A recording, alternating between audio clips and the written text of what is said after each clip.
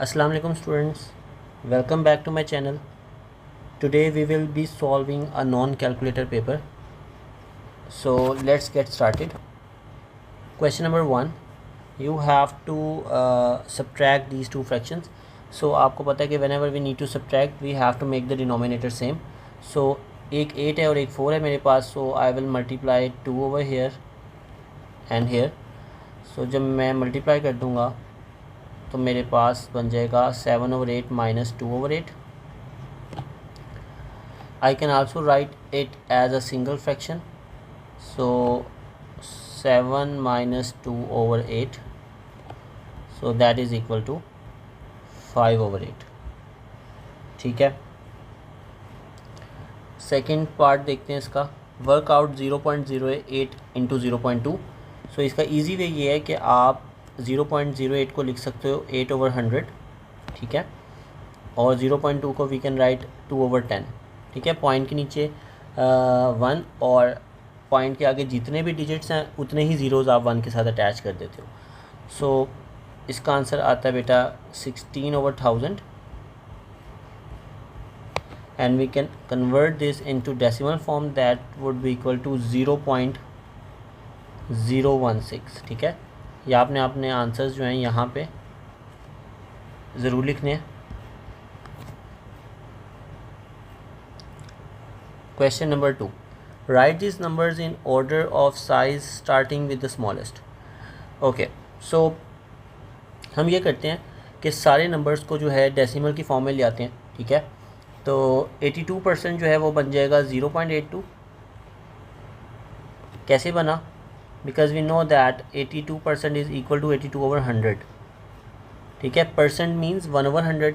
तो we have 2 zeros, और अगर किसी नंबर में पॉइंट अवेलेबल ना हो तो we know that the point is at the and.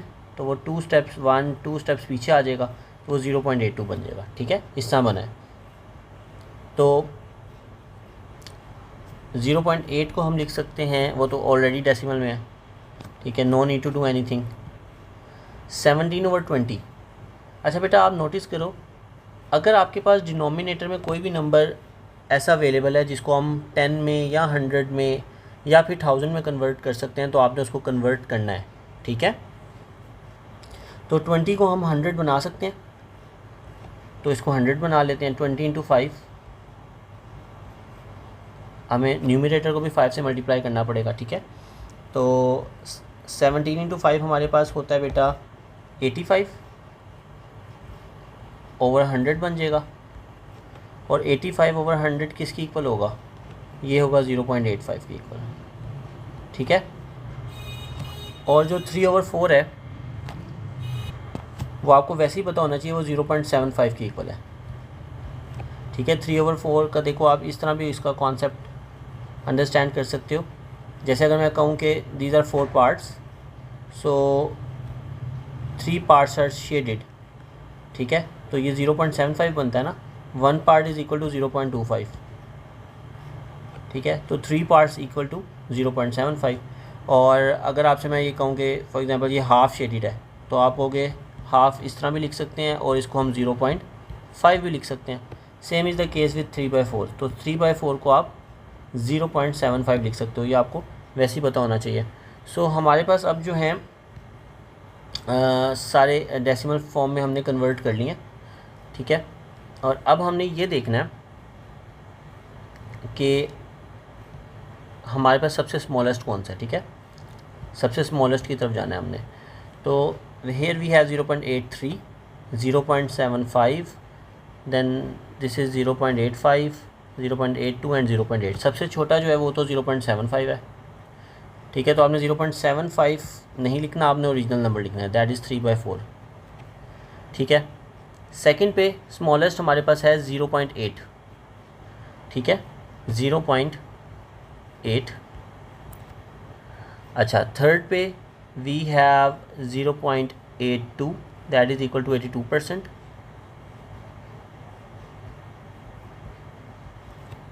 Then fourth one is 0.83, and the last one is 0.85, that is equal to 17/100. 20। अच्छा, इसमें मैंने एक चीज़ बतानी है, स्टूडेंट इसमें काफ़ी कंफ्यूज होते हैं। अगर फॉर एग्जांपल आपके पास दो नंबर्स हैं, एक नंबर है 0.8999 और एक नंबर है 0.9, ठीक है। तो कुछ स्टूडेंट्स जो है उनको ये लगता है कि जिसमें ज़्यादा डिजिट्स है ना वही नंबर ग्रेटर होगा। ऐसा नहीं है। आपने इसमें कंपेयर इस तरह करना होता है, आपने फर्स्ट डिजिट को फर्स्ट डिजिट के साथ कंपेयर करना है। देखो 0 के इक्वल है, ठीक है। फिर सेकंड डिजिट को सेकंड डिजिट के साथ कंपेयर करना है। अब हमारा सेकंड डिजिट 9 बड़ा है, ठीक है, और 8 जो है वो स्मॉलर है। तो अगर सेकंड पे ही आपको पता लग गया है कि 9 जो है वो बड़ा है, तो इट मीन्स कि ये नंबर पूरा नंबर जो है ना वो बड़ा होगा, ठीक है। तो ये पूरा नंबर जो है हमारे पास ये बिगर नंबर होगा। तो आपने इस तरह कंपैरिजन करना होता है। तो हम आगे वाले जो डिजिट्स हैं 0.8999 हम इन 999 को देखेंगे भी नहीं, ठीक है। बस जहाँ पे हमने केस को डिस्कस किया कि 8 जो है वो 9 से स्मॉलर है, ठीक है, दोनों सेकंड प्लेस पे हैं, तो बस 0.9 इज़ ग्रेटर, ठीक है। आई होप कि आपको ये समझ आया। क्वेश्चन नंबर 3 देखें। You have to work out the 45% of 30। तो इसको करने के लिए बेटा percent means 1/100, so I can also write it like this. Of means multiply 30, you can do cutting, and 3 into 45 is 135 over 10, and it is equal to 13.5. आप 13.5 answer भी लिख सकते हो, और अगर आप चाहो तो 135 इधर से ही 135 over 10 की कटिंग कर सकते हो, ठीक है। 5 times 2 is 10 and 5 times 27 is 135।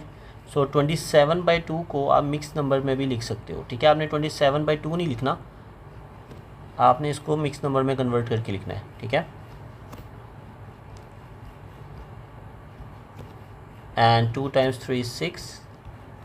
सो हमारे पास मिक्स नंबर में हम कैसे लिखते हैं, सबसे पहले हम इसको लिखते हैं 13 को, ठीक है। हम क्लॉकवाइज मूव करते हैं, फिर हम 1 को लिखते हैं, फिर हम 2 को लिखते हैं, ठीक है। सबसे पहले हमने 13 को लिखना है, देन 1 देन 2, ठीक है।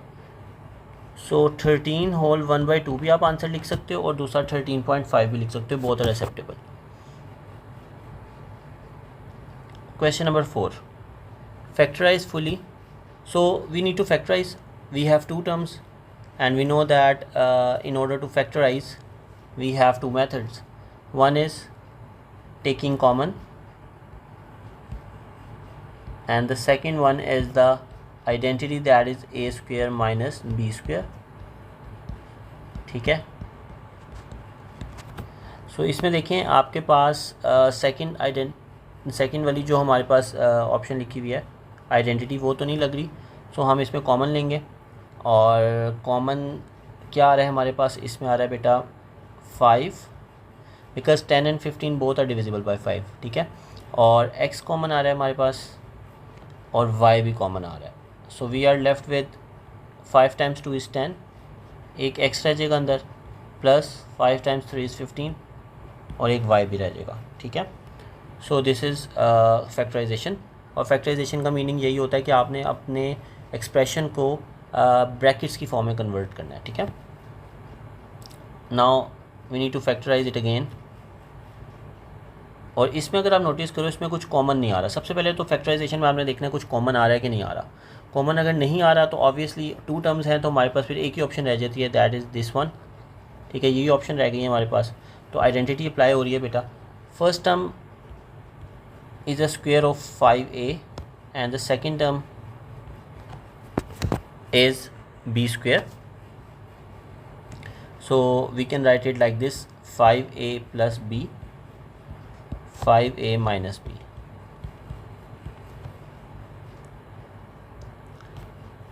पार्ट नंबर सी देखें। इसमें in order to subtract these two algebraic fractions you have to make the denominator same, and in order to make it same मुझे इसको x+1 से मल्टीप्लाई करना पड़ेगा, ठीक है, बिकॉज़ हमारे पास लेफ़्ट साइड पे जो फ्रैक्शन गिवन है माइनस से पहले उसका जो डिनोमिनेटर है वो x+1 होल स्क्वायर है। तो मुझे राइट साइड पे जो फ्रैक्शन गिवन है इसमें भी डिनोमिनेटर को x+1 होल स्क्वायर बनाना है। तो वो एक ही वे है कि मैं x+1 से मल्टीप्लाई कर दूँ, ठीक है। So now I can write it as a single fraction like this, x+1 whole square, क्योंकि ये देखो ना, ये भी एक x+1 है, ये भी x+1 है। जब इनको मल्टीप्लाई करेंगे we will get x+1 whole square, तो वो इस जैसा हो जाएगा, बिल्कुल सेम। और अब इसको ब्रैकेट को जो है वो ओपन कर देते हैं, -2x, then -2 into +1 is -2, so x+1 whole square. So we have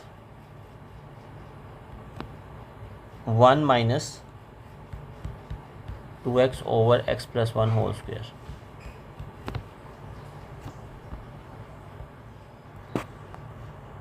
जी बेटा, डी पार्ट को देखें। इसमें क्या करना है,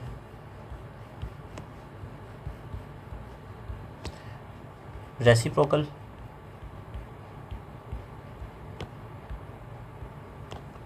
अच्छा अब इस पर हम कटिंग करते हैं। 3 times 1 is 3, 3 times 3 is 9, similarly 5 times 1 is 5, 5 times 2 is 10। आप मल्टीपल स्टेप्स में भी कटिंग कर सकते हो। अगर आप एक स्टेप में ही आप कटिंग करोगे तो मे बी आप कंफ्यूज हो जाओ, ठीक है। तो मल्टीपल स्टेप्स में कटिंग कर सकते हो आप। a² over bc multiply by b² c over 3a, यहाँ पे 2 भी आना है। अच्छा, अब न्यूमरेटर में अगर आप नोटिस करो हमारे पास a² 2 हैं और डिनोमिनेटर में हमारे पास सिर्फ 1 है। सो 2 - 1 वुड बिकम a। अच्छा, और अगेन न्यूमरेटर में 2b² है, 2 है हमारे पास b, और डिनोमिनेटर में 1 है। अगेन b² और b कैंसिल आउट होके only 1b would be left in the numerator, और c से वैसे ही कैंसिल आउट हो रहा है, ठीक है। और डिनोमिनेटर में हमारे पास रह गया 2 into 3, that would be equal to 6। सो इसका आंसर आ रहा है बेटा ab/6। नेक्स्ट क्वेश्चन देखें, क्वेश्चन नंबर 5। अच्छा, अब 5 में यू हैव एन इक्वेशन, और इसमें we know that we can write it like this, x - 3 is equal to x+4 over 1, and then we can do cross multiplication. So 5x into 1 is 5x, and x - 3 into x+4। इसमें क्या होगा, पहले x को हमें x से multiply करना है, then x को 4 से, दैन -3 को x से, और फिर -3 को 4 से। तो हमारे पास क्या आएगा बेटा, x into x x², then x into 4 4x, -3x -12 5x, ठीक है। और अब मैं क्या करता हूँ, 5x को भी मैं राइट साइड पे मूव कर देता हूँ। सो मेरे पास रह जाएगा x² + 4x -3x -5x -12। So we have +4x - 3x is equal to x, and x - 5x is -4x। ये आ गया हमारे पास। अच्छा बेटा, इस स्टेप को हम यूँ भी लिख सकते हैं। Now we have to do factorisation, middle term break करना है। तो इसके फैक्टर्स बनते हैं -6x + 2x। अगर आपको मिडल टर्म ब्रेक में प्रॉब्लम है तो आप वो मेरी फैक्टराइजेशन वाली वीडियो देख लो, ठीक है। उसमें मिडल टर्म ब्रेक को मैंने डिटेल से एक्सप्लेन किया हुआ है। सो x - 6 + 2x - 6 is equal to 0. So we have x - 6 and x + 2 is equal to 0. तो ज़ीरो प्रोडक्ट प्रिंसिपल अप्लाई करते हैं।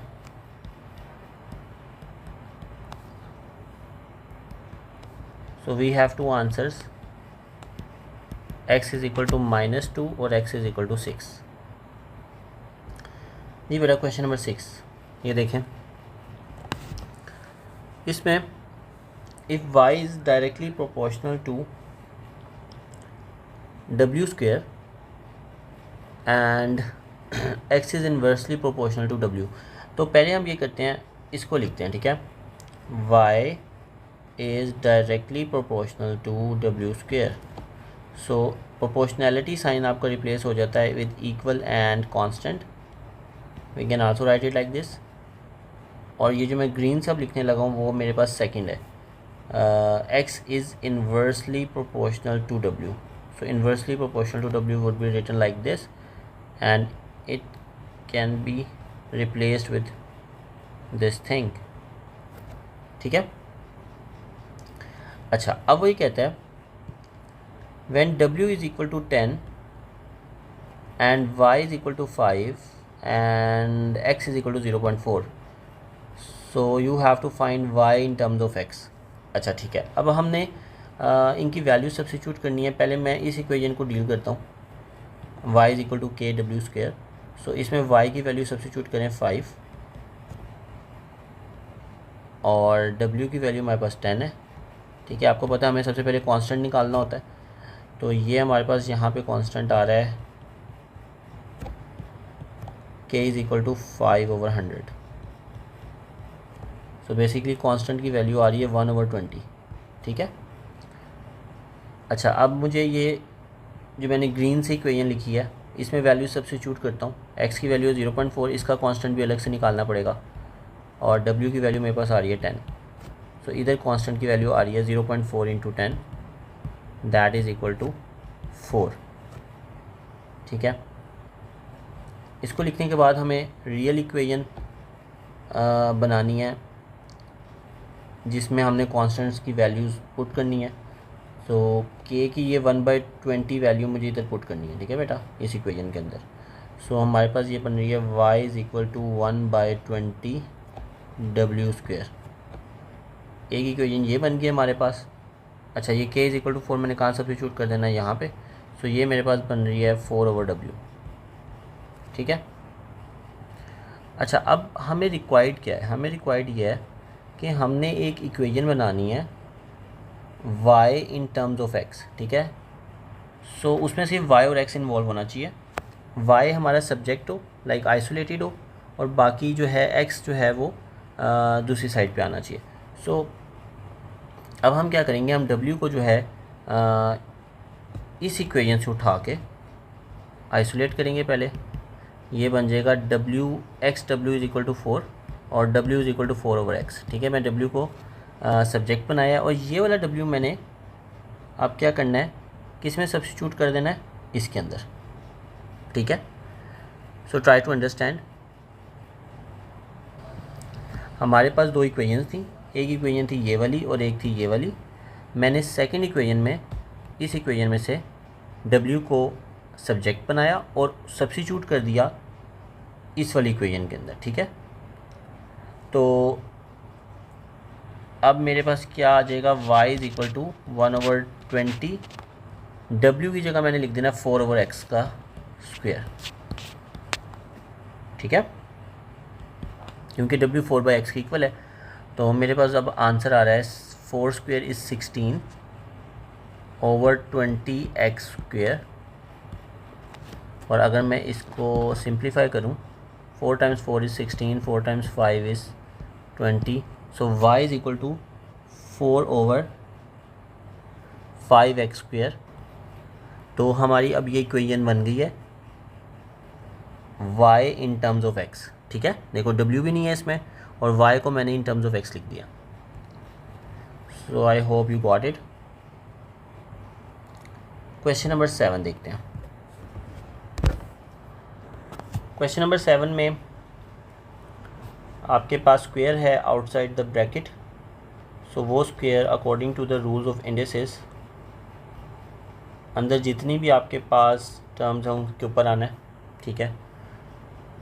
3 के ऊपर भी आएगा और a⁴ के ऊपर भी आएगा। So it would be 9 and whenever we have a power inside and another power outside, so according to the rules of indices वो powers multiply हो जाती हैं. So इसका आंसर बनता है 9a raised to power 8. Part number B is again very easy question. इसमें आपने just flip कर देना है. जब आप फ्लिप करोगे तो क्या होगा, जो आपका साइन का जो भी आपकी पावर है उसका साइन है उसने रिवर्स हो जाना. ठीक है, साइन रिवर्स हो जाएगा, माइनस है तो प्लस हो जाएगा. तो we can write it like this. और अब ये जो पावर है ये 4 के ऊपर भी आ जाएगी. 4 square and 1 square. 1 square is 1 and 4 square is 16. So answer is 16. इसमें देखें x cube is equal to 27 raise to power 0. तो we need to find x. So we know that 27 raise to power 0 is 1. Anything raise to power 0 is 1. सो अब मुझे x की value निकालनी है, तो I can take cube root on both sides.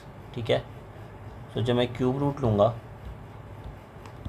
1 का, अगर आप क्यूब रूट लो तो 1 ही आंसर आता है. ठीक है, सो here I can cancel the cube root with cube, so x is equal to 1. So this is our answer.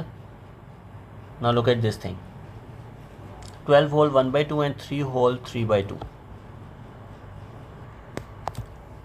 अच्छा, इसमें मैं 12 को लिख सकता हूँ 4 इंटू 3.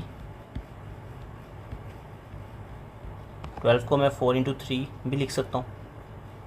डिनोमिनेटर में हमारे पास 3 बाई 2 है, 3 की पावर 3 बाई 2. अच्छा, अब ये जो 1 बाई 2 पावर है ये दोनों के ऊपर आनी है. ठीक है, इसके ऊपर भी आएगी और इसके ऊपर भी आएगी. When I will open the bracket, so I can also write it like this, 1 by 2, 1 by 2, 3 by 2. ठीक है,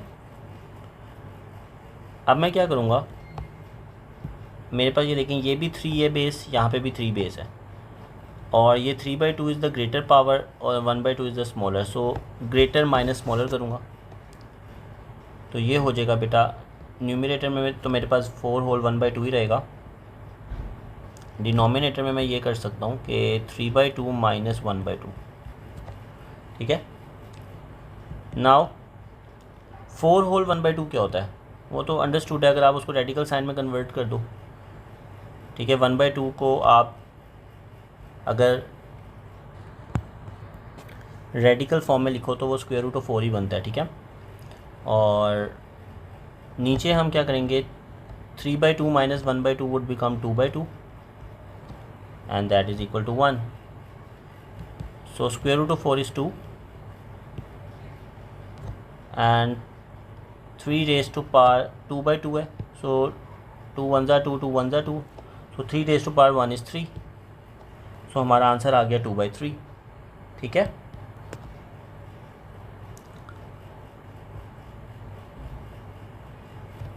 इस क्वेश्चन को देखें बेटा.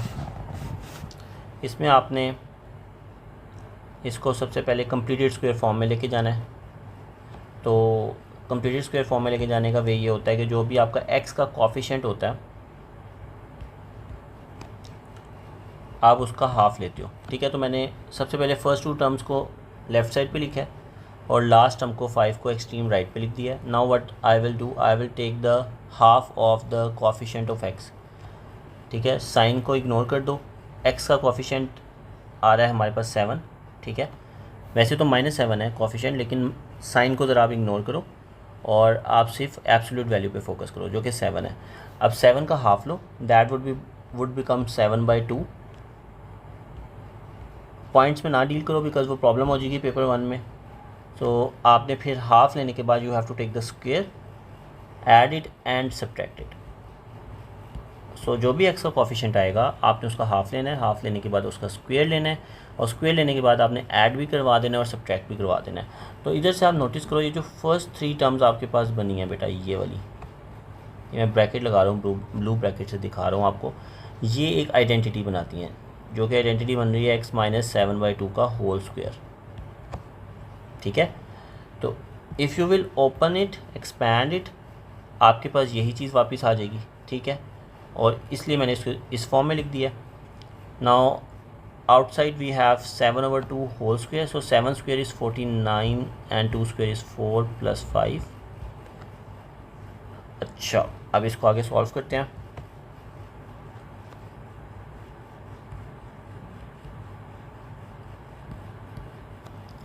and we need to make the denominator same. 5/1 है, you just need to multiply by 4. तो ये बन जाता है बेटा हमारे पास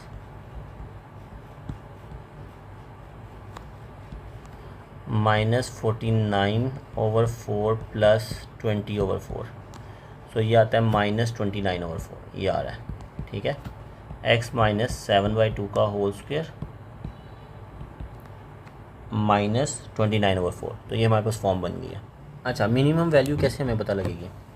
ठीक है, ये बेटा देखें आपके पैराबोला में, क्योंकि ये आपके पास एक क्वाड्रेटिक इक्वेशन गिवन है, तो एक क्वाड्रेटिक इक्वेशन में we know that the highest power is 2 and the graph is a parabola. It would be happy face because we have a positive sign over here. So parabola का जो turning point होगा,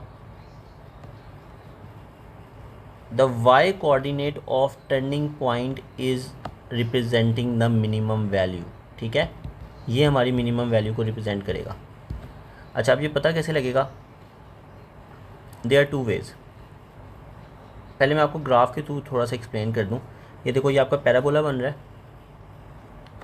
और ये आपका x और Y axis है।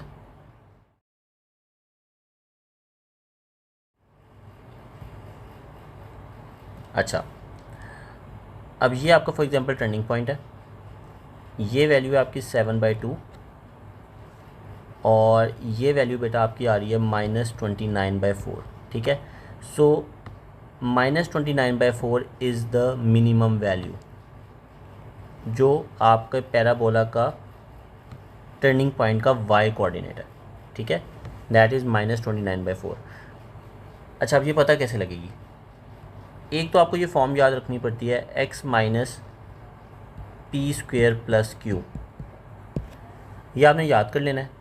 और जो भी आपकी इक्वेशन बनी है, ये बन रही है x -7/2 होल स्क्वायर -29/4। इससे आपने कंपेयर करना है, p is representing the x coordinate of turning point and q is representing the y coordinate of turning point, ठीक है।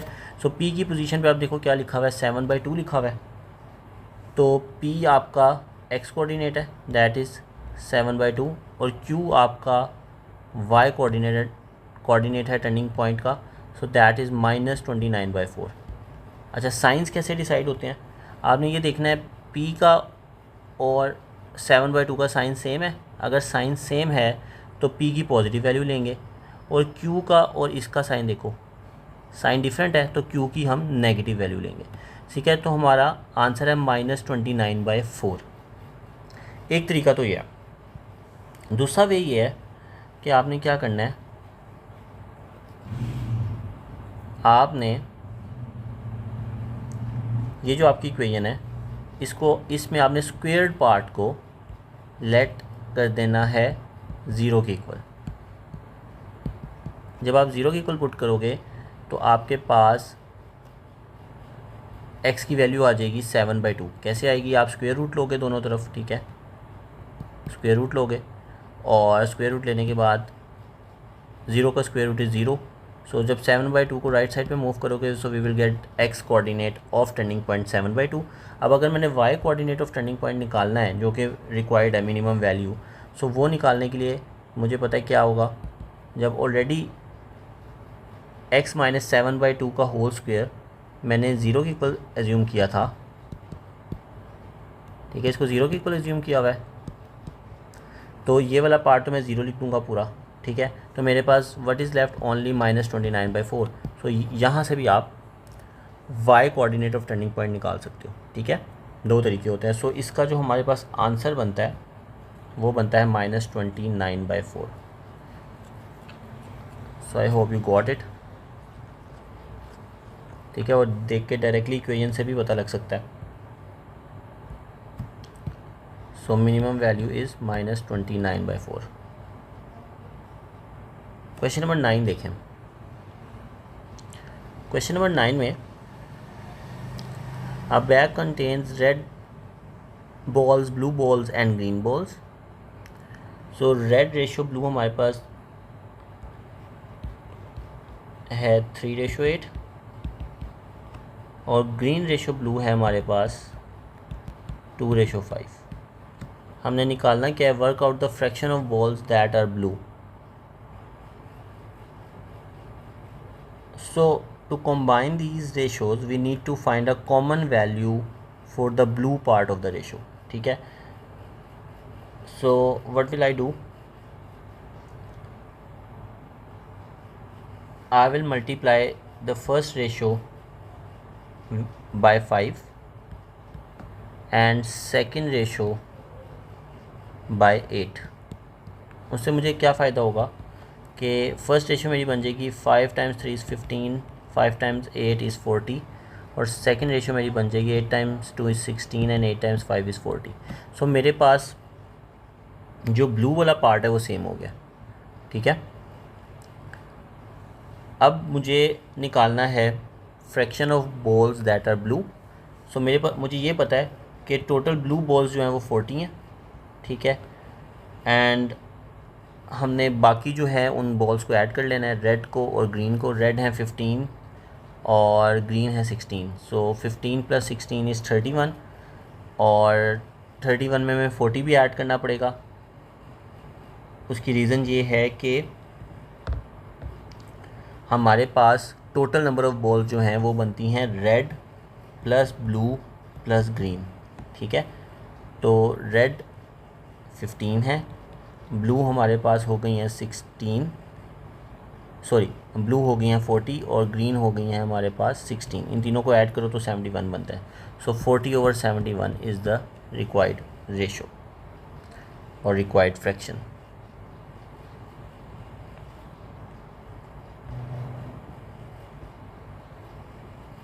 जी क्वेश्चन नंबर 10।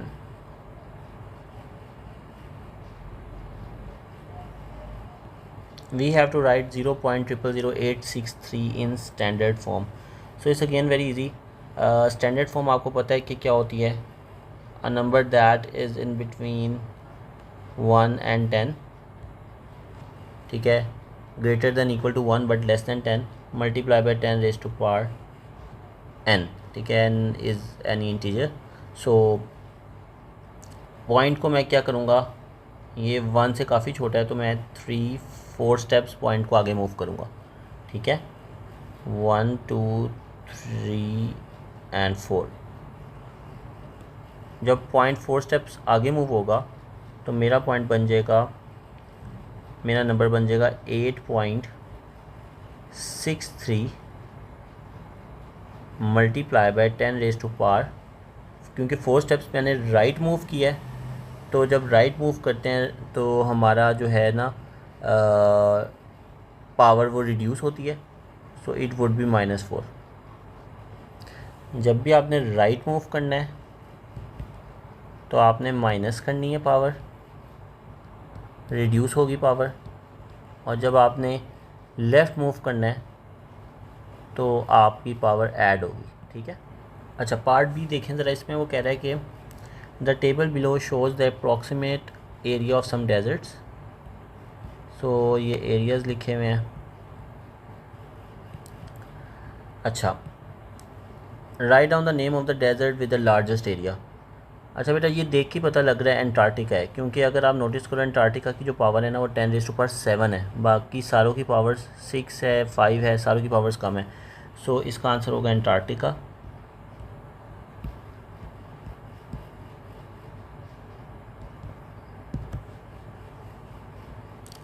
उसके बाद calculate the total area of Arabian and Kalahari deserts, give your answer in the standard form. Total area निकालने के लिए we need to add the areas. Arabian का total area है 2.3 multiply by 10 raise to power 6 plus, और Kalahari desert का है 9.0 multiply by 10 raise to power 5। अच्छा जब भी हमने ऐड करना होता है ना, आई टोल्ड यू कि हमें क्या करना है, हमने पावर्स को सेम बनाना है, ठीक है। इधर 10 रेज़ टू पावर 6 है, इधर 10 रेज़ टू पावर 5 है, ठीक है। किसी को भी आप 6 कर सकते हो, दोनों को 6 कर लो या तो, या फिर दोनों को 5 कर लो। सो मैं क्या करने लगा हूँ, मैं इसको 6 बना देता हूँ, ठीक है। तो इसको 6 बनाने के लिए क्या करना पड़ेगा, मुझे पॉइंट को एक स्टेप लेफ़्ट पे मूव करना है। ठीक है, जब मैं लेफ़्ट मूव करूँगा तो पावर इंक्रीज़ होती है, तो ये बन जाएगा 0.9। एक स्टेप मूव किया है पॉइंट ने तो 10, 5 + 1 हो जाएगी पावर। ठीक है, क्योंकि एक स्टेप मूव किया तो इसलिए मैंने +1 कर दिया है। 2.3 multiply by 10⁻6 plus 0.9 multiply by 10⁻6। अब मैं क्या करूँगा, 10⁻6 को कॉमन ले लूँगा, सो 2.3 प्लस 0.9। सो बेटा ये आंसर मेरे पास आ रहा है 2.3 प्लस 0.9 का 3.2। 2.3 प्लस 0.9 इज़ 3.2 मल्टीप्लाई बाई 10⁻6। ठीक है, सो ये स्टैंडर्ड फॉर्म में ही आंसर आ गया डायरेक्टली हमारा।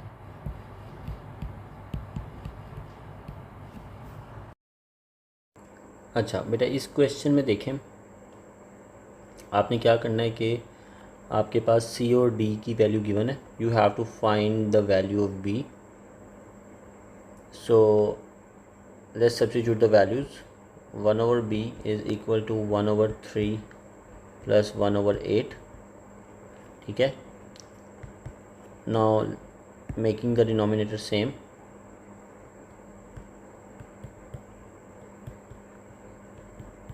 so we have 8/24 plus 3/24, so that is equal to 11/24। हमने b की वैल्यू निकालनी है, ये 1/b है, सो b डिवाइड हो रहा है, it will be multiplied when it will go to the other side, so b is equal to 24/11। and you can also convert this into mixed number form. 11 times 2 is 22,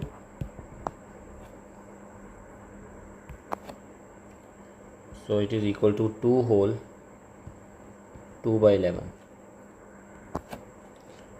next part, rearrange the formula to make d the subject. अब हमने इसमें d को बनाना है subject, so 1/b is equal to 1/c plus 1/d। ठीक है, d को हमने subject बनाना है, तो हम ये ऐसा करते हैं कि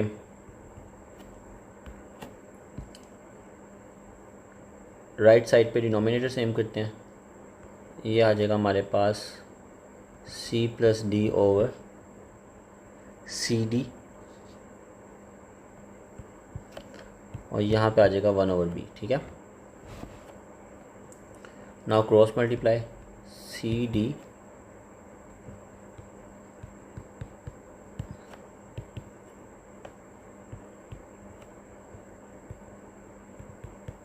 अब हमने क्या करना है, हमने सारे डीज़ को इक्वेशन के लेफ़्ट साइड पे ले जाना है। ठीक है,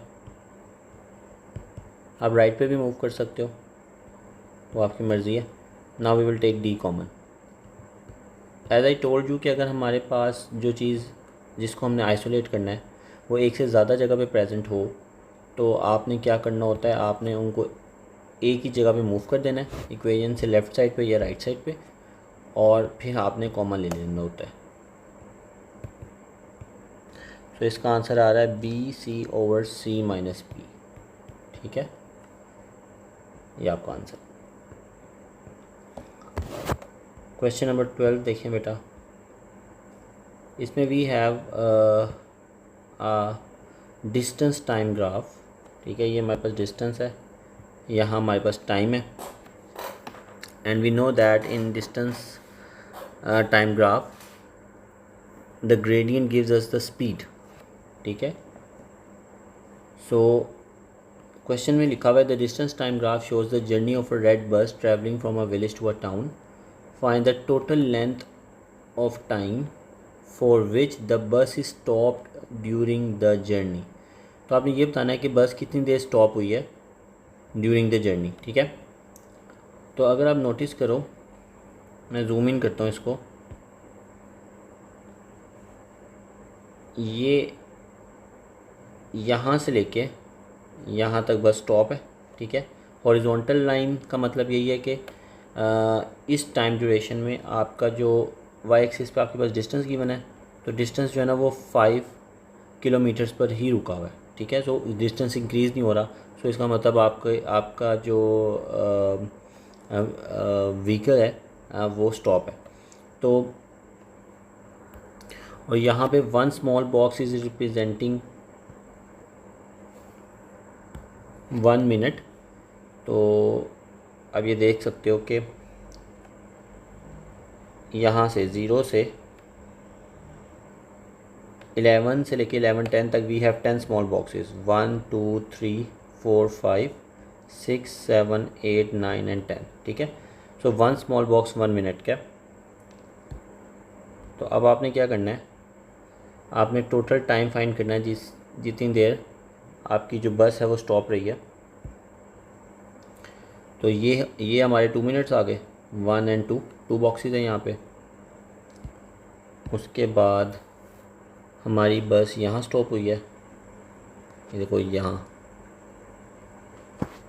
ठीक है, ये टाइम ड्यूरेशन में स्टॉप हुई है। तो यहाँ पे कितने बॉक्सेस बन रहे हैं, 1 2 3 4 बन रहे हैं। 2 ये थे, 4 ये हैं, 6 मिनट्स हो गए, ठीक है। यहाँ पे देखो, यहाँ से लेके यहाँ तक वी हैव 3 स्मॉल ब्लॉक्स, 7 8 9 हो गए, और यहाँ पे 2 हैं, 11 हो गए, 9 + 2 11। सो टोटल टाइम ड्यूरेशन हमारा जो आ रहा है वो 11 मिनट्स आ रहा है, for which the bus is stop during the journey, that is 11 minutes. उसके बाद find the average speed of the bus over the whole journey from the village to the town. अच्छा, तो बेटा टोटल एवरेज स्पीड फाइंड करने के लिए हमें formula हमारे पास होता है, average speed is equal to total distance over total time. Total distance हमें हमारे पास है 25 किलोमीटर्स, और टोटल टाइम जो लगा है वो लगा है 11:05 से लेके ये है बेटा 11:55 तक, ठीक है। तो आप स्ट्रेट लाइन ड्रॉ करके आओ नीचे की तरफ, तो दिस थिंग इज़ 11:55, ठीक है। सो 11:55 माइनस 11:05, 11:55 माइनस 11:05 आप करो तो आपके पास आते हैं 50 मिनट्स, ठीक है। तो टोटल टाइम लगा 50 मिनट्स, लेकिन इधर हमारे पास जो एवरेज स्पीड है वो किलोमीटर्स पर आवर में है। सो आपने मिनट्स को पहले आवर में कन्वर्ट करना है। तो हम वो कैसे कन्वर्ट करेंगे, ठीक है, वो देख लेते हैं। 50 मिनट्स डिस्टेंस ओवर टाइम है, तो टाइम मिनट्स में हमने इसको आवर में कन्वर्ट करना है। और whenever we have to move from smaller unit to greater unit we have to divide by 60। So ये हमारे पास आवर्स आ गए। सो एवरेज स्पीड के फॉर्मूला में instead of writing time in minutes हम क्या लिखेंगे, आवर में टाइम लिखेंगे। तो उसकी जगह मैं लिखूँगा 50/60, ठीक है। ये मेरे पास टाइम आ रहा है आवर्स में। सो इसको सिंप्लीफाई करते हैं, 25 divided by, I can also write it like this 50/60, because ये 25 है और ये 50/60 है। सो इसका मतलब यही होता है 25 divided by 50/60। So I can also write it like this, ठीक है। सो आई कैन डू रेसिप्रोकल। तो इसका आंसर मेरे पास आता है 30 किलोमीटर्स पर आवर, ठीक है। सो ये आंसर हमारे पास आ रहा है।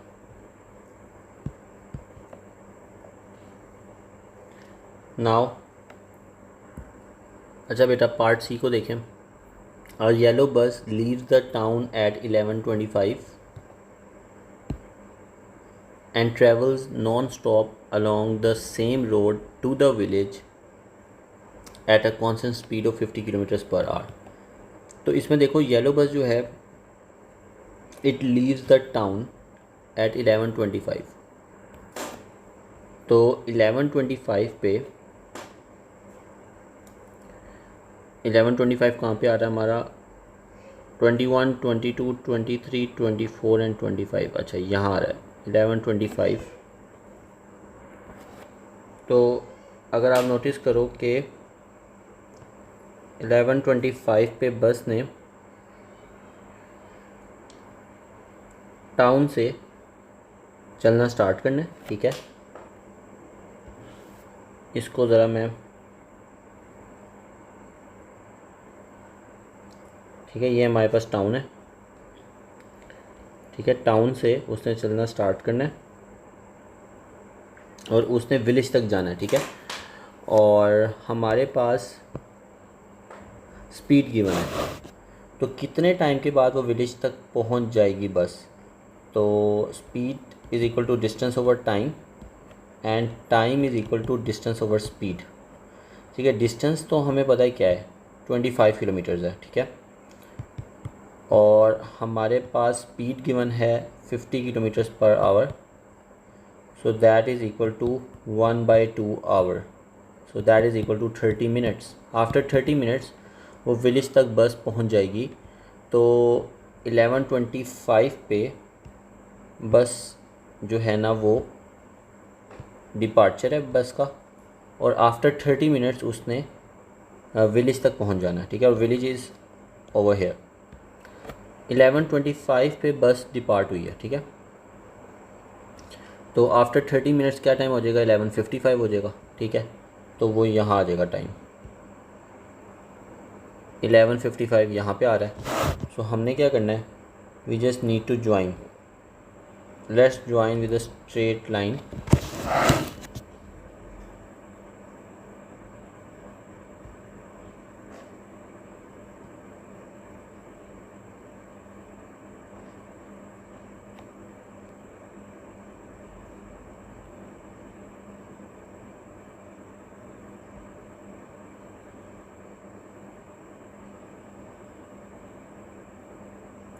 तो बेटा ये है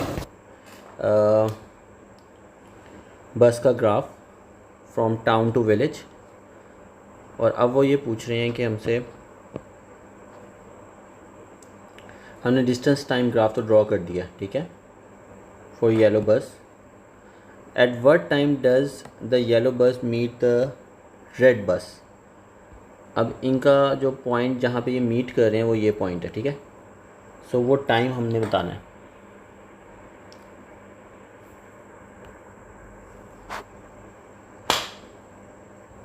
तो बेटा ये पॉइंट आ रहा है हमारा जहाँ पे वो मीट कर रहे हैं। तो ये बनता है 11:31, 2, 3, 4, 5, 6, 7। सो 11:37 पे मीट कर रहे हैं। दिस थिंग इज 11:37, ठीक है। जहाँ पे ये रेड बस और येलो बस मीट कर रही है, ये वाला जो टाइम है यहाँ पे हमारा टाइम हो रहा है एक्स एक्सिस से हम देख के बता सकते हैं, that is 11:37।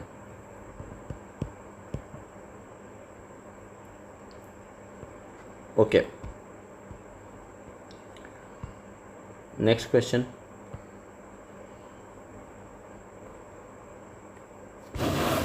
Write down all the integers that satisfy the inequality. अच्छा, इंटीजर्स लिखते हैं। -3/2 होता है हमारे पास -1.5, ठीक है। ये -3/2 -1.5 के इक्वल होता है। -1.5 और 2 के बीच में, ठीक है, हमने इंटीजर्स बताने हैं। तो ये बहुत इजी है। -1 होगा, ठीक है, और 0 is also an integer and 1, ठीक है। 2 को हम इसलिए नहीं लिख सकते बिकॉज यहाँ पे लिखा हुआ है लेस दैन 2। अगर लेस दैन और इक्वल साइन होता तब हम 2 को भी इंक्लूड कर सकते थे, और इंटीजर्स ही बताने हम डेसिमल में तो लिख नहीं सकते। तो -1, 0 and 1, these 3 are the required integers. Next, part number B, complete the following inequality within a fraction. So we need to find a fraction जो 1/2 से ग्रेटर हो, 3/4 से लेस हो। तो हम इसका एक इजी वे ये होता है कि हम इन दोनों को ऐड करें और डिवाइड बाई 2 कर दें, ठीक है, इनके सेंटर वाली वैल्यू आ जाएगी, वही लिख सकते हैं हम। So let's make the denominator same. So 3 + 2/4 is equal to 5/4। तो now we have to divide this 5/4 divided by 2, ठीक है, बिकॉज ये तो इन दोनों को ऐड करके 5/4 आया ना। तो अब जब मैं डिवाइड बाई 2 करूँगा तो मुझे इनकी सेंटर वाली वैल्यू मिल जाएगी। So that would be equal to 5/4 multiply by 1/2, reciprocal किया, सो 5/8 आ रहा है, ठीक है। तो अब यहाँ पे लिख सकते हो 5/8। Okay, next one.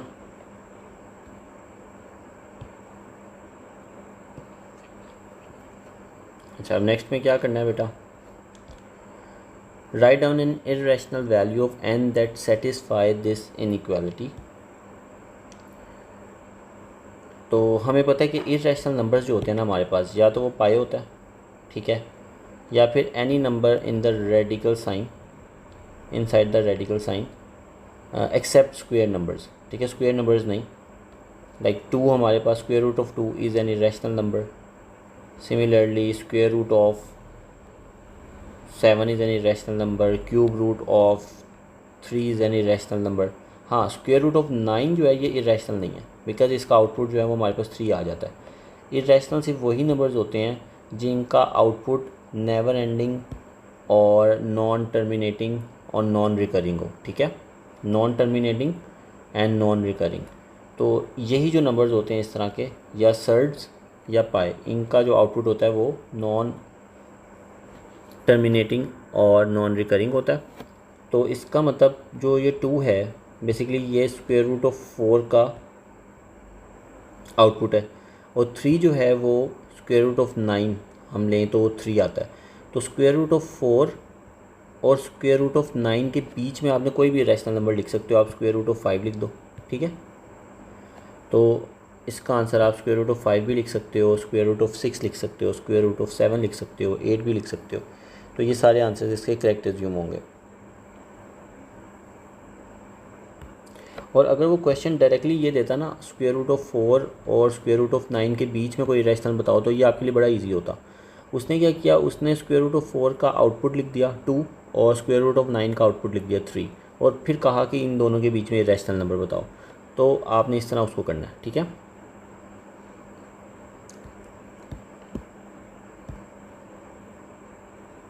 अच्छा, अब क्वेश्चन नंबर 14 देखते हैं। इसमें you have the region R and it is defined by the inequalities. On the diagram shade and label the region R. तो हमने इसमें रीजन R को शेड करना है।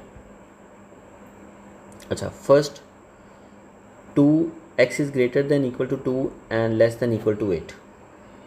तो ये लाइन बनती है x is greater than equal to 2 and less than equal to 8। So x is equal to 8 और x इज़ इक्वल टू 2 की लाइन मैंने ड्रॉ कर ली है, ठीक है। और इसके बीच वाला जितना भी रीजन है ये सारा हमारा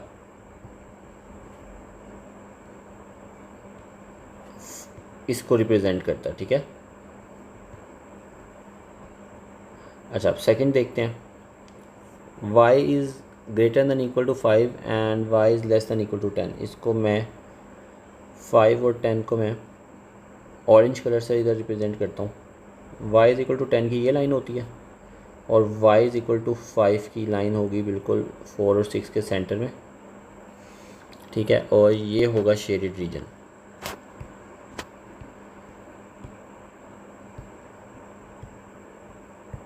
ठीक है। लास्ट है x plus y greater than equals to 10। तो इसके लिए मुझे मैं y को सब्जेक्ट बना लेता हूँ, ठीक है। 10 माइनस एक्स,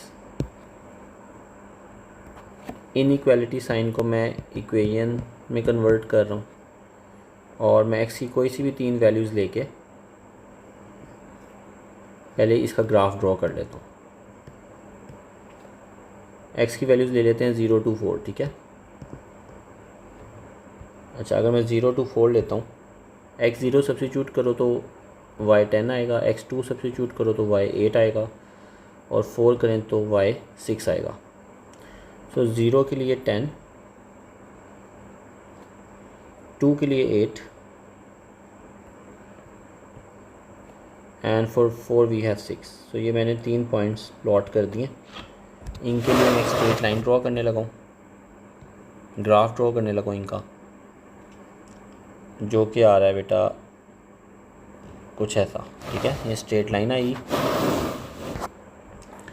और अब मैंने ये बताना है कि मेरा शेडेड रीजन कौन सा है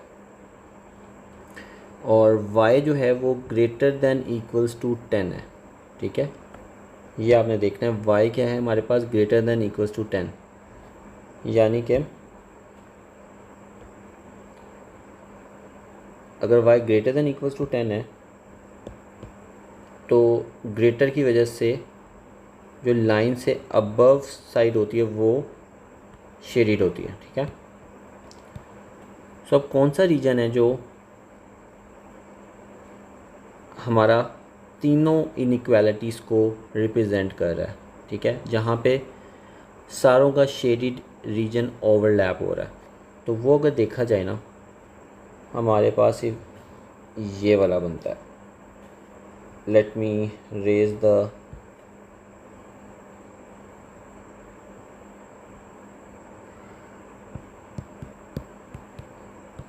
अदर एरोज, ठीक है। तो वो रीजन सिर्फ ये वाला बन रहा है।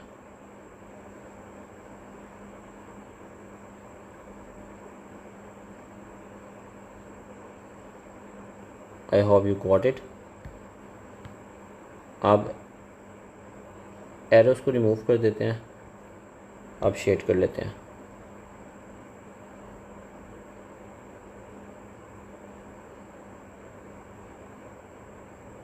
ठीक है, this is our region are.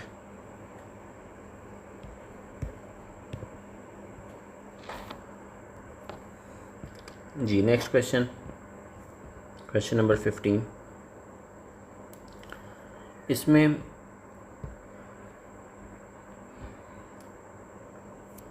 आपने ग्राफ्स को मैच करना है कि कौन सा ग्राफ किस इक्वेशन का है। अच्छा, फर्स्ट है x cube plus 1। X cube का ग्राफ जो होता है वो हमें पता है कि कौन सा होता है, वो या तो ये वाला हो सकता है या फिगर डी हो सकता है, ठीक है, क्यूबिक ग्राफ है। अब क्योंकि एक्स क्यूब का जो कॉफिशेंट है वो पॉजिटिव है तो ग्राफ होना है फिगर एफ, ठीक है। पॉजिटिव कॉफिशेंट हो तो यूँ ग्राफ बनेगा और अगर नेगेटिव होता है तो तब फिगर डी हो सकता था, ठीक है। तो इसका आंसर है फिगर एफ। सेकंड देखते हैं, बी पार्ट में वो कहते हैं एक्स स्क्वायर माइनस 3, इसका पैराबोला होगा, ठीक है, और पैराबोला एक्स स्क्वायर माइनस 3 है। We have two parabolas over here. अब y इंटरसेप्ट निकालने के लिए मैं x को 0 पुट करूँगा, ठीक है। So put x is equal to 0, तो y आ रहा है मेरे पास -3। तो आप नोटिस करो यहाँ पे मेरा y इंटरसेप्ट -3 आ रहा है, इधर नहीं आ रहा, ठीक है। तो फिगर सी इसका आंसर है।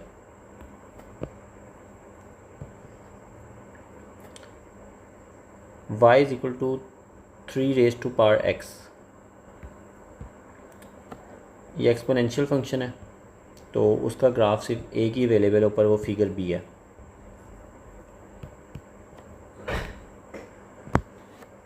अच्छा, अब डी वाला देखें, y is equal to x minus 3 square. ये भी हमारे पास एक पैराबोला बनेगा, ठीक है। इसका आप x इंटरसेप्ट निकालना चाहते हो तो y को ज़ीरो पुट कर सकते हो, और अगर वाई इंटरसेप्ट निकालना है तो एक्स को ज़ीरो पुट कर लो। तो पहले वाई इंटरसेप्ट निकालते हैं, ठीक है, वहाँ से हमें आइडिया हो जाएगा इसका ग्राफ कौन सा है। So let's put X is equal to zero.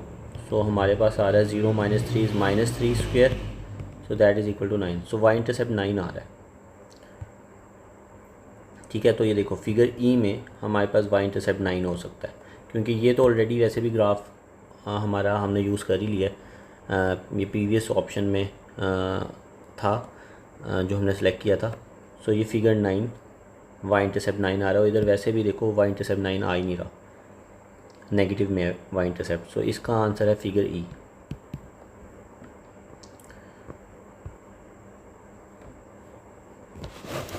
जी बेटा, इस क्वेश्चन को देखो, इसमें you have to write each number to correct to one significant figure.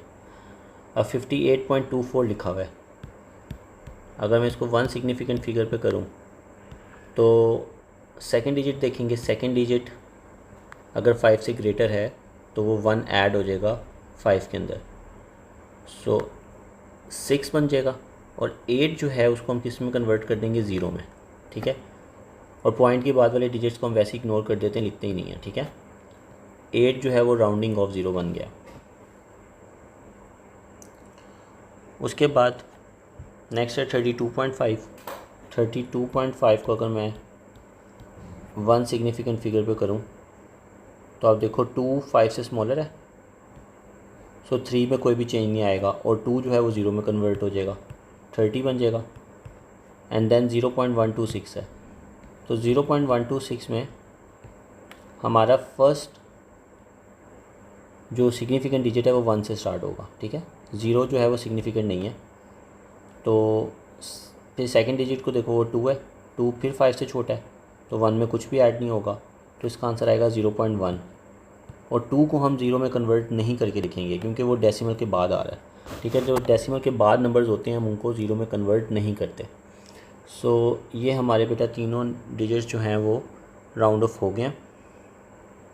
इसको सॉल्व करते हैं।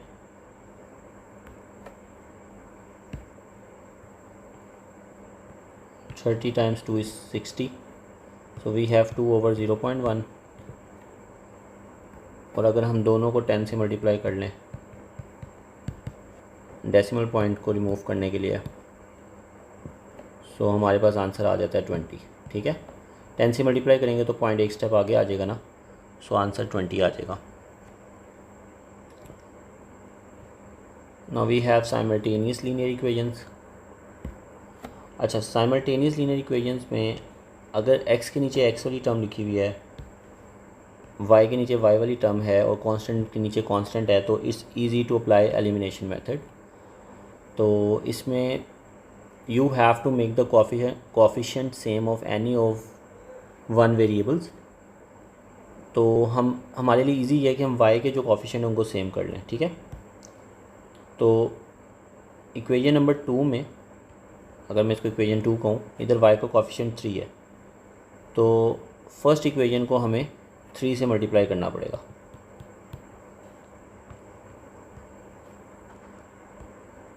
तो पूरी इक्वेशन को हम 3 से मल्टीप्लाई करेंगे, हमारी इक्वेशन ये बन जाएगी 36, 12 into 3 is 36। So now we can easily do elimination method.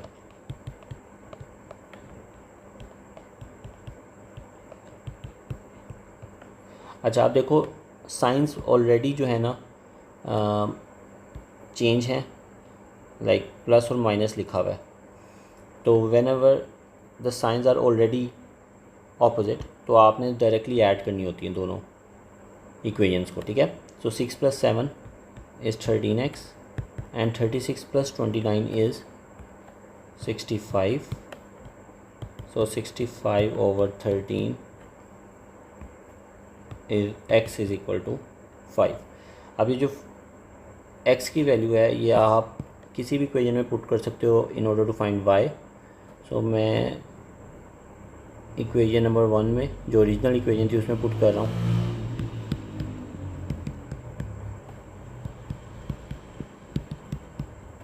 तो y को मैं राइट साइड पे मूव कर लेता हूँ ताकि y पॉजिटिव हो जाए। 10 - 12, सो वाई आ रहा है -2,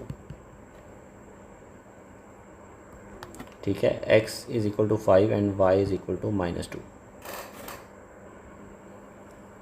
A is the point 3, 11 and B is the point -5, -5.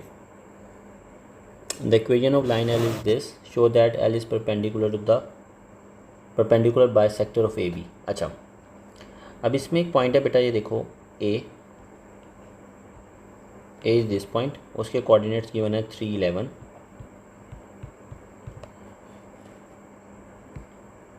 और एक और पॉइंट है आपके पास दैट इज़ B, उसके कोऑर्डिनेट्स गिवन है -5, -5, ठीक है। और एक लाइन है, वो ये कह रहे हैं कि वो बिल्कुल सेंटर से पास कर रही है ए बी के, ठीक है। ए बी लाइन सेगमेंट के बिल्कुल सेंटर से एक लाइन पास कर रही है और इस लाइन का नाम है L, line L. Show that line L is perpendicular bisector of A B. Perpendicular bisector का मतलब ये होता है कि आपकी लाइन ए बी के बिल्कुल सेंटर से पास कर रही है और 90 का एंगल बना रही है, ठीक है। Perpendicular means making 90 degree angle और बाइसेक्टर मींस बाइसेक्ट करना बिल्कुल सेंटर से, ठीक है। ये हमने प्रूव करना है कि line L A B line segment को बिल्कुल सेंटर से पास करते हुए गुजरी है। और इक्वेशन ऑफ लाइन एल भी उसने गिवन किया है, that is 2y + x is equal to 5, ठीक है। क्वेश्चन ये है हमारा। तो हम सबसे पहले ये फाइंड करेंगे कि मिड पॉइंट क्या है ए बी का, ठीक है। ए बी का हम मिड पॉइंट फाइंड करते हैं। Mid point of A B is equal to x1 + x2 divided by 2, ये फॉर्मूला है। y1 + y2, ये हमारे पास मिड पॉइंट का फॉर्मूला है। ए है हमारे पास 3, ए का x1, इसको x1 y1 कह देते हैं, इसको x2 और y2 बोल देते हैं, ठीक है। सो x2 है हमारे पास -5, 11 + -5/2। तो बेटा ये आंसर आ रहा है हमारे पास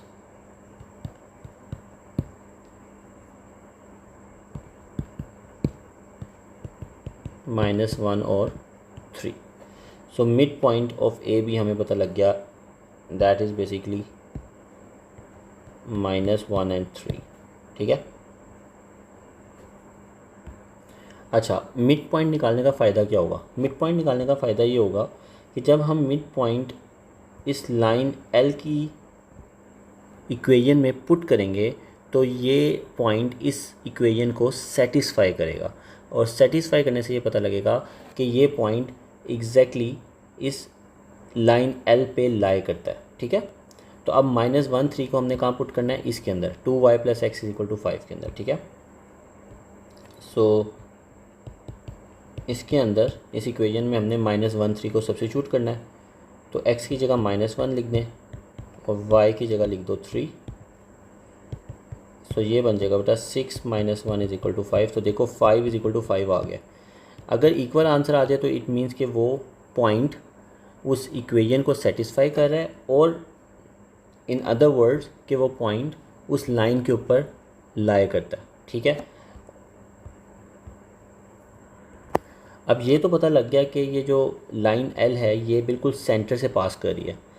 दूसरी चीज़ जो हमने प्रूफ करनी है वो ये है कि ये परपेंडिकुलरली पास कर रही है। ऐसा नहीं है कि ये लाइन जो है वो सेंटर से तो पास कर रही हो लेकिन वो यूँ पास कर रही हो, ठीक है, या यूँ पास कर रही हो या किसी और तरह पास कर रही हो। हमें ये प्रूफ करना है कि वो बिल्कुल 90 के एंगल बनाते हुए गुजरी है, ठीक है। This is the second scenario that we need to proof. और इसको निकालने के लिए ये तो बड़ा आसान है, आपके पास दोनों लाइंस का ग्रेडियंट जो है वो अवेलेबल है, या आप उसको निकाल लो आराम से। और जब उन दोनों लाइंस का ग्रेडियंट निकाल लोगे तो वो m1 × m2 is equal to -1 के इक्वल आना चाहिए, ठीक है। बिकॉज़ जो परपेंडिकुलर लाइंस होती हैं उनका ग्रेडियंट क्या होता है? उनके ग्रेडियंट का प्रोडक्ट -1 के इक्वल होता है, ठीक है। तो ए बी लाइन का जो ग्रेडियंट है वो निकालते हैं पहले।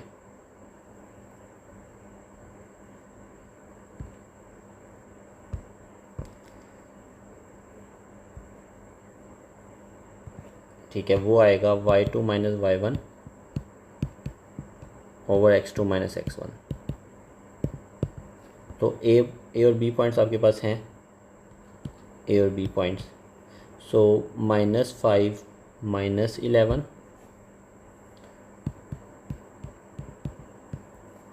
ठीक है, और -5 minus 3, x2 minus x1, -5 minus 3। तो ग्रेडियंट हमारे पास आ रहा है -16 over -8, that is equal to +2। 2 आ रहा है बेटा ग्रेडियंट, ठीक है। किसका ग्रेडियंट 2 आ रहा है? ग्रेडियंट ए बी का हमारे पास 2 आ रहा है। और दूसरी लाइन हमारे पास क्या है? 2y plus x is equal to 5। इसका ग्रेडियंट हम इस लाइन के थ्रू ही निकाल लेंगे, ठीक है। अगर पॉइंट्स अवेलेबल ना हो और लाइन इक्वेशन गिवन हो तो हम उसके थ्रू उसका ग्रेडियंट निकाल लेते हैं y को सब्जेक्ट बना के। तो हम ये लिख सकते हैं 2y is equal to -x plus 5 और y is equal to -x plus 5 over 2। तो ये बन जाता है बेटा -1 ओवर 2x प्लस 5 ओवर 2 बन जाता है, ठीक है। हम इसको अगर सेपरेटली लिखें तो देखो इसका ग्रेडियंट हमारे पास आ रहा है y is equal to -1 over 2x plus 5 over 2। अगर हम इसको y is equal to mx plus c से कंपेयर करें तो m की जगह पे क्या लिखा हुआ है? m की पोजीशन पे लिखा हुआ है -1/2। और दूसरी लाइन का, लाइन ए बी का ग्रेडियंट हमारे पास आ रहा था 2, इसका ग्रेडियंट आ रहा है -1/2, ठीक है। तो जब हम दोनों के ग्रेडियंट को मल्टीप्लाई करेंगे, 2 मल्टीप्लाई बाय -1/2, देखो हमारा आंसर क्या आता है? हमारा आंसर आ रहा है -1। सो इट मीन्स यहाँ से प्रूव हो गया कि these two lines are perpendicular. I hope you got it. The price of our television is $350. In a sale, its price is reduced by 30%. So calculate the sale price of the television.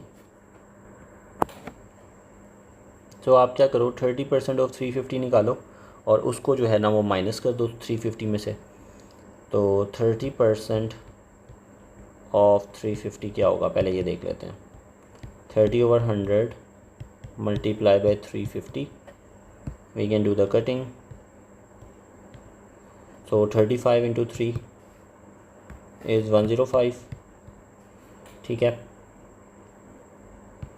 तो sale price निकल आएगी, that is 350 minus 105, ठीक है। 30% क्योंकि price कम हो गई है तो न्यू प्राइस हमारे पास $245, ठीक है। This is the new price. So यहाँ पे आप 245 लिख दोगे। अच्छा, next part, the exchange rate between dollars and euros is $1 is equal to 0.80 euros. So Ben changes $275 into euros, calculate the number of euros Ben receive. So it's very easy. जब इस तरह का क्वेश्चन आता है तो आपने ना 2 columns बना लेने, ठीक है। एक डॉलर्स का बना लो और एक जो है ना वो यूरो को बना लो, ठीक है। $1 है इक्वल 0.80 यूरोज़ के, और $275 कितने यूरोज़ के इक्वल होगा ये आपने निकालना है, ठीक है। You just need to multiply these two and put equal sign then multiply these two. So cross multiply कर देना। 0.80 into 275 would be equal to x into 1। So x into 1 is x, ठीक है। 0.80 को आप 80 over 100 भी लिख सकते हो। इनकी कटिंग करो, 0 cancels out with 0, 5 times 2 is 10 and 5 times 55 is 275, ठीक है। फिर 2 और 8 की कटिंग भी पॉसिबल है। 2 times 1 is 2 and 2 times 4 is 8। तो 4 इंटू 55 आपका आंसर आएगा जो कि बन रहा है 220। अच्छा, इसको देखें, ये हायर परचेज का क्वेश्चन है। Ayesha buys a new car, she buys the car using the credit terms, how much more the cash price will she pay overall for the car. So उसकी कैश प्राइस तो ये है, लेकिन उसने credit terms पे purchase किया है, तो पहले उसने 25% ऑफ कैश प्राइस शुरू में डिपॉजिट करवाने हैं और फिर मंथली पेमेंट्स उसने देनी है $320 की 1 ईयर तक। सो 25% आप निकाल लो ऑफ 4500 पहले, ठीक है। ये उसने स्टार्टिंग में देने ही देने हैं, ठीक है, इनिशियल डिपॉजिट है ये। सो इसकी वैल्यू आ रही है बेटा, कटिंग करते हैं, 2 zeros cancels out with these 2। So 25 into 45 निकाल लें। 25 इंटू 45 होता है 1125 और 12 मंथली पेमेंट्स हैं, तो 12 इंटू 320, ठीक है। इसका आंसर आता है 3840। सो आपने अब इनको ऐड कर देना है, 3840 और 1125 को। तो 4965, और हमने बताना क्या है, how much more than the cash price will she pay. So now just subtract 4965, you have to subtract 4500 from 4965, so that is equal to $465। So इसने $465 ज़्यादा पे किए हैं। अच्छा, question number 20। Ahmed goes for shopping, in one shop he buys shorts for $26.84 and a shirt for $this, how much does Ahmed spend all together. ये तो बहुत आसान है, इसमें बस आपको डेसिमल में ना एडिशन करनी आनी चाहिए।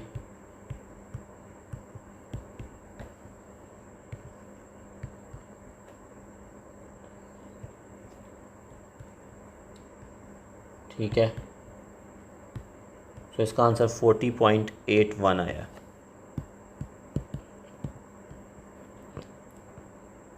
इन another shop he buys 15 post cards for 46 cents। Calculate the total cost in dollars of the post cards. So सबसे पहले 15 को 46 से मल्टीप्लाई करेंगे, ठीक है, बिकॉज 46 सेंट्स का एक पोस्ट कार्ड है, तो 15 कितने के होंगे, 5 times 6 is 30, 6 times 1 is 6, 7 8 9, 5 times 4 is 20, so 2 यहाँ आ गया, 4 times 1 is 4, 5 6, so 690। तो हमने ये सेंट्स में हमारे पास आंसर आ रहा है ना, हमने इसको डॉलर्स में कन्वर्ट करना है, तो in $1 we have 100 cents and we are moving from smaller unit to greater unit, तो आपने 690 को 100 से डिवाइड कर देना है। सो आपका आंसर आ जाएगा 6.90, बिकॉज पॉइंट राइट नाउ यहाँ पे अवेलेबल है, तो वो 2 स्टेप्स पीछे जाएगा, ठीक है, तो $6.90।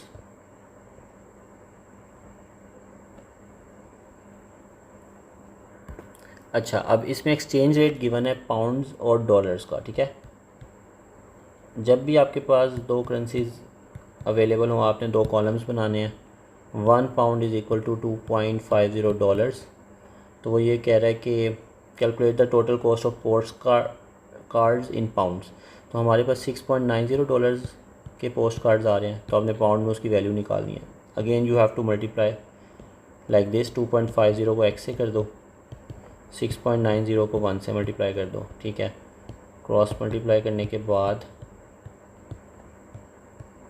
इनको डिवाइड करो, मल्टीप्लाई पे 100 कर लेते हैं in order to remove the points. So 690 over 250 आ गया, 0 cancels out with 0, so 69 over 25।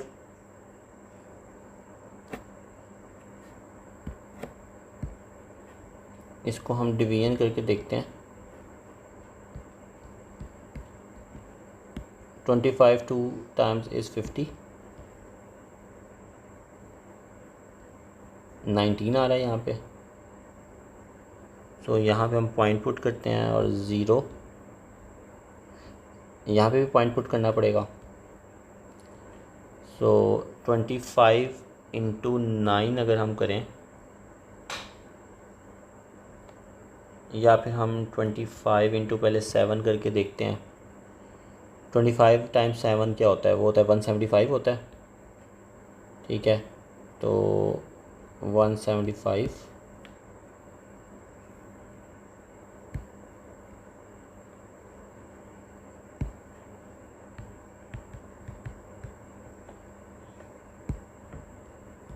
Minus करो 15, now 20 we have 150, so 25 into 6 हमारे पास 150 होता है। सो 2.76, सॉरी 2.76 पाउंड्स इसका आंसर आ रहा है।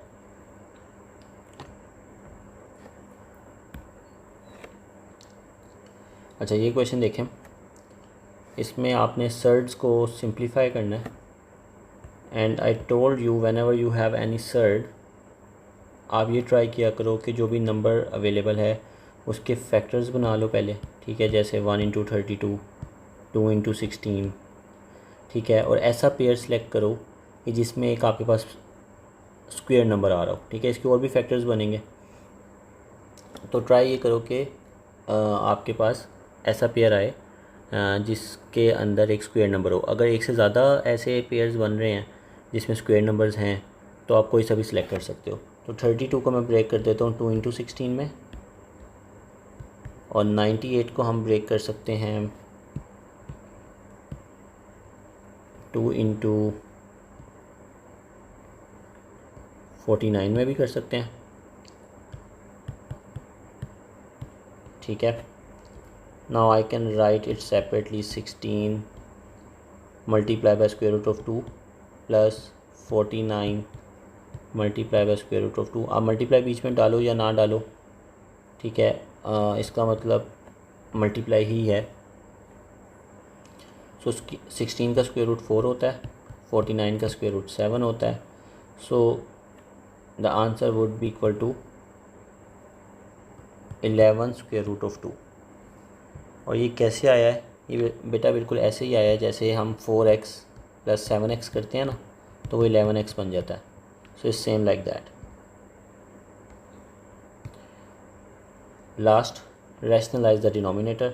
In order to rationalize it, we need to multiply the numerator and denominator by the conjugate of this thing, square root of 2 plus 1। इसका conjugate क्या होगा? square root of 2 minus 1। बस जो भी साइन है आपने उसका साइन रिवर्स कर देना है। सो न्यूमिनेटर को भी उससे मल्टीप्लाई करना है, डिनोमिनेटर को भी उससे मल्टीप्लाई करना है। So we are left with this. और डिनोमिनेटर में आपके पास हमेशा एक आइडेंटिटी बनेगी। ठीक है, that is A square minus B square. So हमारा आंसर बेटा आ रहा है 2 minus 1। So square root of 2 minus 1 over 1। तो हम इसको स्क्वेयर रूट ऑफ 2 माइनस 1 लिखेंगे सिर्फ। अच्छा, इसमें देखें, A map has a scale of 2 centimeter to 5 kilometers. Express this scale in the form of 1:n। तो इसमें आपने ये करना है, ये स्केल आपके पास गिवन है।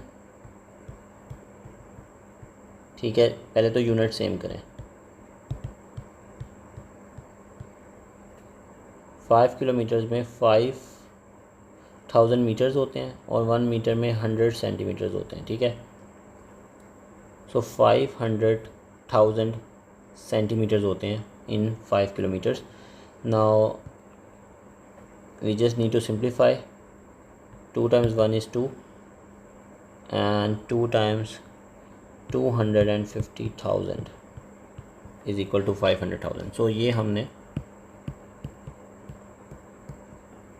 ठीक है, इसको 1:n की फॉर्म में रिप्रेजेंट कर दिया। यूनिट सेम करने और उसके बाद आपने सिंप्लीफाई कर देना।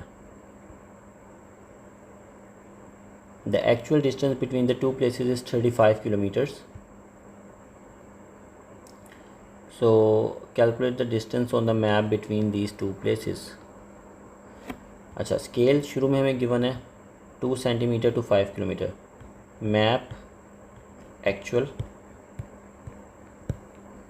मैप पे है 2 सेंटीमीटर, एक्चुअल में है 5 किलोमीटर्स। ठीक है, अब वो कह रहा है कि अगर एक्चुअल में 35 किलोमीटर्स होगा तो मैप पे क्या होगा। Because it is direct proportion question, so you can cross multiply. So 35 into 2 would be equal to 5 into x, and x is equal to 35 into 2 over 5, so that is equal to 70 over 5.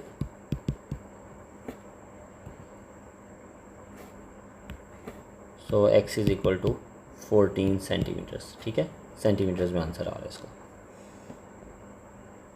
On the map the area of a lake is 8 centimetre square, calculate the actual area of the lake. ठीक है, map और actual, तो हमें पहले ना 1 centimetre square के लिए भी देखना पड़ेगा। As it is written in the question that 2 centimetre on a map is equal to 5 kilometre in actual, तो अगर मैं 1 सेंटीमीटर करूँ तो वो बनेगा 2.5 किलोमीटर्स इन एक्चुअल। ठीक है, बेसिकली मैंने क्या किया, मैंने इसको भी 2 से डिवाइड कर दिया और इसको भी 2 से डिवाइड कर दिया। अच्छा, अगर मैं दोनों का स्क्वायर ले लूँ तो ये 1 सेंटीमीटर स्क्वायर बन जाएगा। दोनों तरफ स्क्वायर ले लूँ अगर मैं, तो ये बन जाएगा 2.5 इंटू 2.5 होता है 6.25 किलोमीटर स्क्वायर। तो हमने 1 सेंटीमीटर स्क्वायर में ये देख लिया कितने किलोमीटर स्क्वायर हैं, तो हम 8 सेंटीमीटर स्क्वायर में भी फाइंड कर सकते हैं कितने किलोमीटर स्क्वायर आएंगे। So just cross multiply. ठीक है, सो 1 into x is x and 8 into 6.25। जब आप 8 को 6.25 से मल्टीप्लाई करोगे you will get 50 kilometres square. ठीक है, तो 50 लिखना आपने यहाँ पे।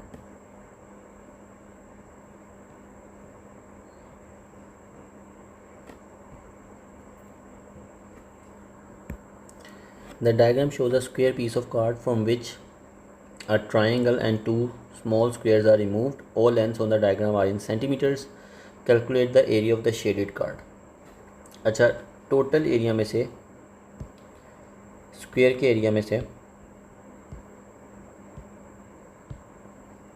हम माइनस कर देंगे किसका एरिया, इस वाली शेप का एरिया स्क्वायर का और ये वाले ट्राइंगल का एरिया। ये 3 एरियाज को माइनस करेंगे,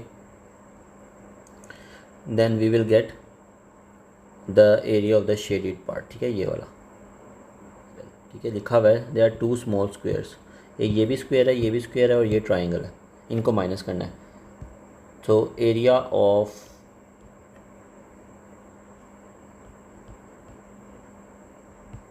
small square is equal to 1 into 1, that is 1 centimetre square. Centimetre में सारी हमारे पास यूनिट। ठीक है, area of big square would be equal to 2 into 2, that is 4 centimetre square. And area of triangle क्या होगा, ट्राइंगल की बेस हमारे पास ये वाली है। ठीक है, और टोटल लेंथ हमारे पास ये 5 है। 5 में से अगर हम ये वाला 2 माइनस कर दें तो हमारी बेस आ रही है 3। ठीक है, और हाइट हमारी क्या आएगी, अगर हम ये वाला 1 माइनस कर दें 5 में से तो हमारी हाइट जो आ रही है ट्राइंगल की वो आ रही है 4। So area of triangle is 1/2 into 3 into 4।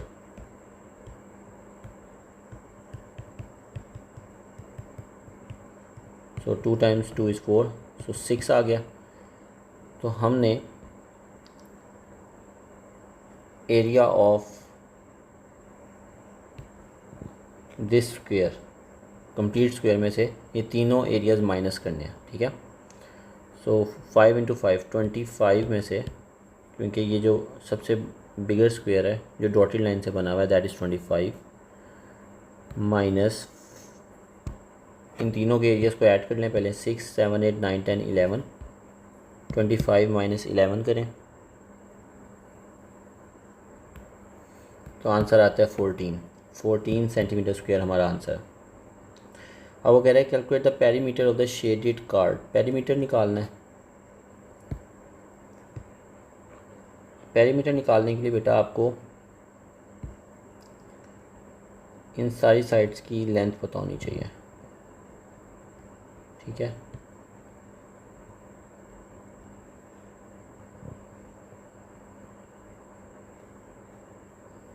ये वाली भी, ये वाली भी और ये वाली भी, ठीक है। तो हमें पता है कि ये वाली जो है ये है 5, ये वाली जो हमारे पास साइड है ये है 5 माइनस 2, इसको हम 3 लिख लेते हैं। ये 2 है, ये मैं ब्लू से जो लिखता जा रहा हूँ ये भी 2 है। ये 5 माइनस 1 टॉप वाली 4 है, ये भी 1 है, ये भी 1 है। ये निकालने के लिए हमें पाइथागोरस थ्योरम अप्लाई करना पड़ेगा, ठीक है। तो ये चीज़ थी हमारे पास 4 और ये हमारे पास था 5 minus 2 that is 3। So 4 square plus 3 square x square is equal to 4 square plus 3 square, ठीक है। This is Pythagoras theorem. So that is equal to 16 plus 9 and x square is equal to 25। Square root ले लेते हैं। सो x आ गया हमारे पास 5, तो ये side हमारे पास 5 है। इन सबको ऐड कर दें। 5 6 7 8 9 10 11 12 13 14 15 16 17 एंड 18। सो इसका आंसर आ रहा है बेटा 18।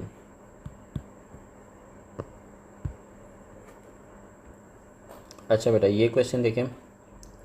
There are red pens, blue pens and black pens in a box. There are x red pens. The number of blue pens is 5 more than the number of red pens. अच्छा red कितने हैं? x हैं। Blue कितने हैं? 5 मोर हैं, यानी कि x plus 5। The number of black pens is 2 times the number of blue pens. अच्छा और जो ब्लैक हैं वो 2 टाइम्स हैं किसके? The number of blue pens के। तो ब्लू थे x प्लस 5, सो उसके 2 टाइम्स हैं। So write an expression in terms of x for the total number of pens. So it's very easy. So total pens कितने हैं बेटा हमारे पास? x plus 5 plus 2 into X plus 5। तो ये बन गया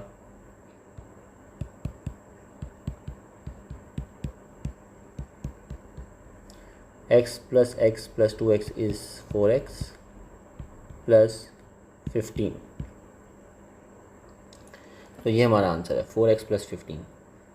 B part, the total number of pens in the box is 27। Find the number of red pens in the box. So total number of pens हमें पता है 4x plus 15 है और उसने उसकी वैल्यू भी दे दी है 27, तो we can put them equal. So 4x is equal to 27 minus 15। तो ये आ गया हमारे पास, सॉरी 12 आ रहा है इसका आंसर। So x is equal to 12/4, so that is equal to 3। So x 3 आ रहा है। So red pens in the box हमने फाइंड करने हैं। रेड पेन्स x की इक्वल हैं, सो x की वैल्यू क्या आ रही है? 3, ठीक है बेटा। सो फर्स्ट पार्ट का आंसर है ये वाला और सेकंड का आंसर है 3। ये क्वेश्चन देखें, लास्ट क्वेश्चन है। A train leaves the station A at 7:43।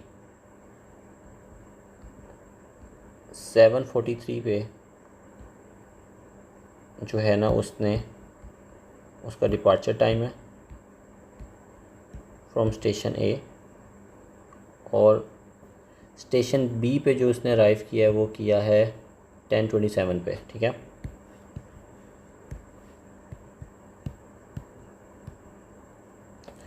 तो हमने क्या बताना है? Time taken by train to travel from station A to station B। Okay, so 7:43 से पहले आप देख लो कि आपको 8 तक जाने में कितना टाइम लगा है। सो 7:45 से 8 तक 15 मिनट्स होते हैं, तो 7:43 से बनेंगे 17 मिनट्स। ठीक है। 8 से लेके आप 10 तक जाओ,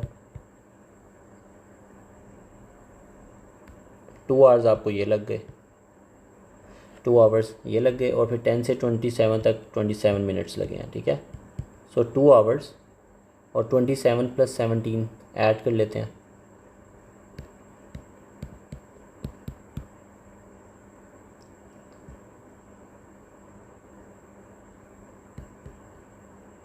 सो ये बढ़ते हैं 44। सो 2 hours 44 minutes, 2 hours, let me write it here, 2 hours 44 minutes. A bus leaves the bus station at 6:25, ठीक है, 6:25 पे बस ने लीव किया। It arrives at the airport at 7:05. The distance from the bus station to the airport is 24 kilometers. ये distance है हमारा। Calculate the average speed of the bus. So average speed find करने के लिए we need to know the